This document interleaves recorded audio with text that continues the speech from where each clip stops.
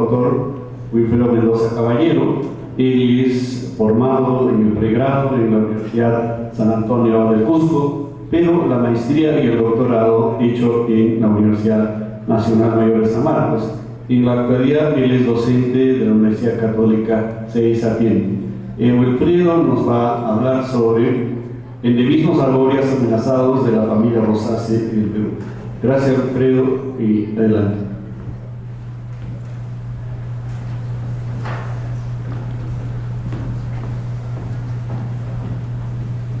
Muchas gracias. Ya un poco las horas avanzadas y todos estamos cansados, esperemos que todavía tenga energía para poder escuchar. Y antes de comenzar la charla, realmente quería agradecer al profesor Asunción compartir la mesa y con varias generaciones de florísticos realmente es un gran motor. Y parte de ser de ese equipo, de conocer toda esta biodiversidad que posee nuestro territorio peruano con respecto a flora, ¿no? Ver hasta el querubín, los nuevos que ya están encaminados y otros que ya estamos tal vez un poco de salida, ¿no?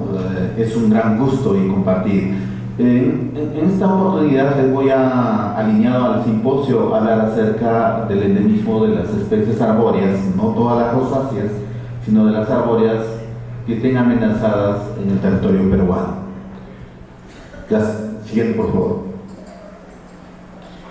Bueno, para los taxónomos las rosáceas es un dolor de cabeza, ¿no? Es una familia bastante difícil, complicada y controversial. No hay un consenso en cuanto a la parte taxonómica.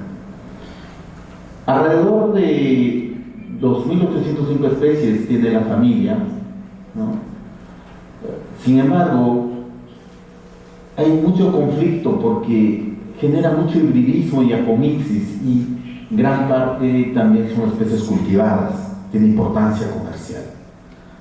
Entonces, todos estos procesos complican, ¿no? Cuando yo hice el tratamiento para las especies peruanas, obviamente en esa época las colectas no eran como los que se cuentan ahora, ¿no? Y en Perú, dentro de las rosáceas, tenemos más o menos, en forma preliminar, podría decir, 120 especies con 23 géneros, las cuales pueden ser herbáceas, arbustivas, arbóreas, ¿no?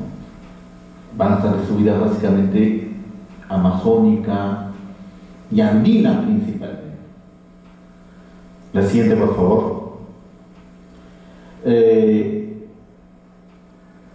Se publicó en el 2006 el libro de las plantas endémicas, el libro rojo de las plantas endémicas de Perú, liderado por la doctora Blanca. Yo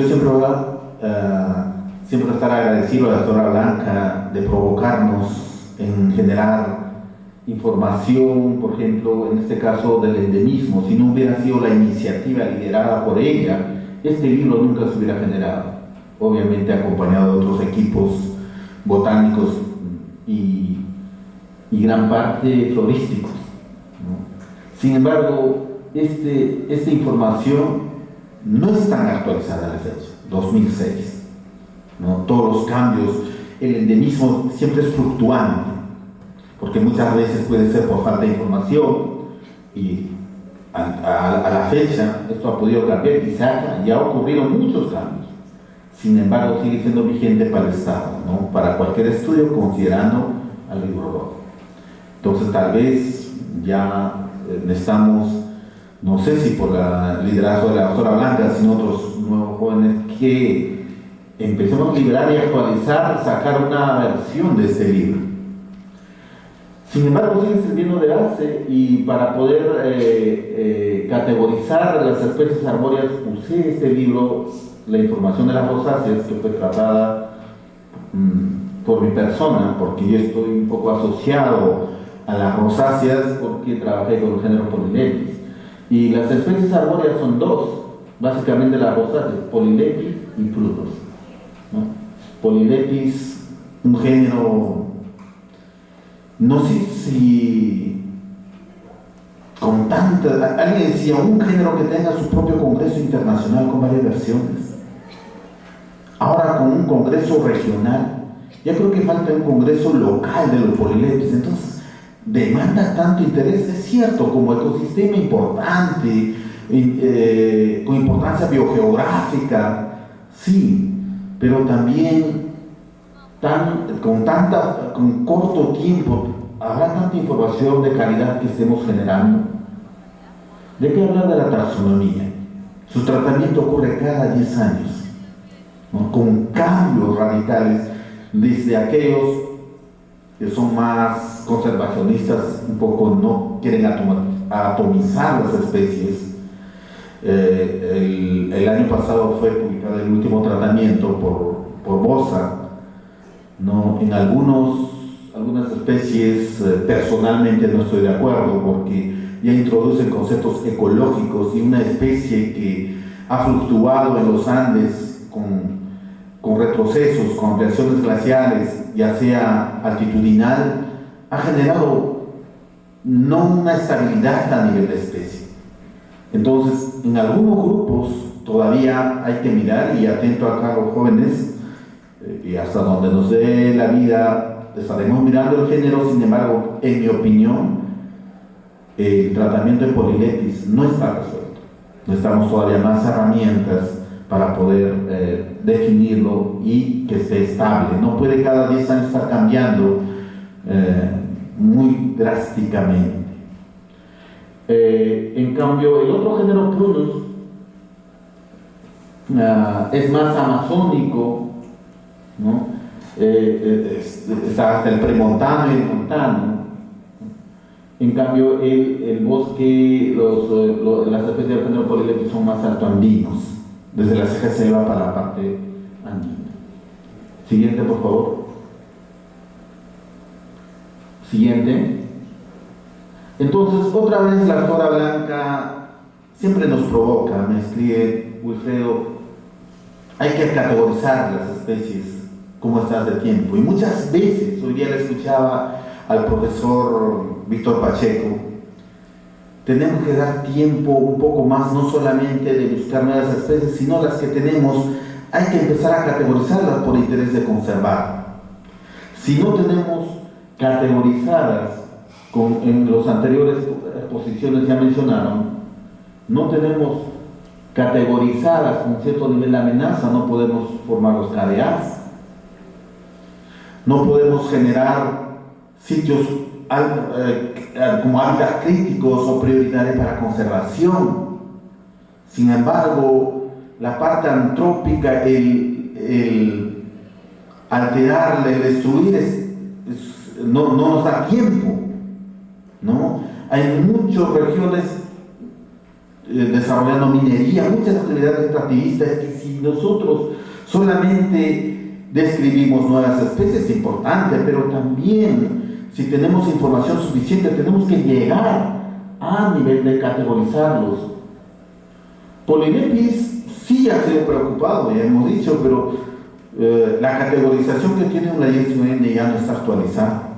Entonces le digo, sí, me animo, qué gusto. Y después dije, ¿por qué no estamos haciendo eso? Hasta tenemos que necesitar a alguien que nos esté despertando, pero es buena la doctora Blanca en poder provocarnos y hacer, ¿no? Y se usó todos los criterios de la IUCN. Obviamente, no todas las endémicas, la condición de endemismo le va a llegar a una categoría de amenaza, ¿no? Y hay herramientas, incluso cursos online para poder aprenderlos y así poder, cuando las especies tratamos, poder categorizarlos. Y en este caso usé toda esta herramienta y además toda la información con lo que se cuenta cada especie. Definitivamente el género Prunus es la que menos registros en herbarios tiene, la que pocas colectas con las que cuenta. Entonces muchas veces se hace difícil, pero intentemos hasta dónde se puede hacer una categoría, porque no se están registrando en los últimos años. El siguiente, por favor. Bueno, las amenazas los voy a comentar en forma muy general. Principalmente para Polilepis es casi para todas. Endemismo, no endemismo, todas son las mismas amenazas. los famosos incendios, ¿no? La parte andina, generalmente en áreas que se desarrolla la ganadería, ¿no? Para refrescar las pasturas, cuando llega junio empiezan las quemas. Y el fuego no es selectivo, no dice, no, yo me apago antes de llegar al bosque, sino principalmente aquellas especies que colindan, que están en ecotonía con el pajonal, van a sufrir. Y muchas de estas poblaciones, personalmente he registrado que desaparecieron, ¿no? Ya no quedan, o si quedan son 1, 2, 3 individuos. Entonces, la amenaza más fuerte es el fuego, los incendios. Siguiente. Siguiente. Y otro de los factores, la corta para leña. No. Las especies arbóreas más extensas que podrían proveer leña y por muchos años continuos a esa población altoandina que está incrementando, son los bosques de Polylepis. Muchas veces incluso comercio para poder educar a los hijos, y la necesidad propiamente, con las condiciones climáticas que viven a esas condiciones, no hay forma que no puedan o que puedan dejar de usar, de cortar la ley. Sin embargo, algunos ya han aprendido de que en caso en Ayacucho, por ejemplo, hay que propagar.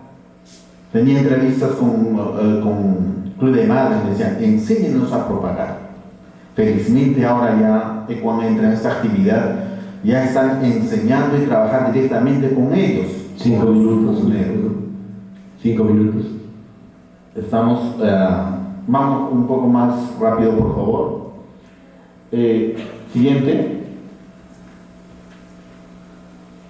Y últimamente las otras amenazas vienen a ser la fragmentación de hábitat, ya sea para agricultura, ganadería, ¿no? Y otros que van entrando a cierto nivel, los gasoductos, el desarrollo minero. Siguiente.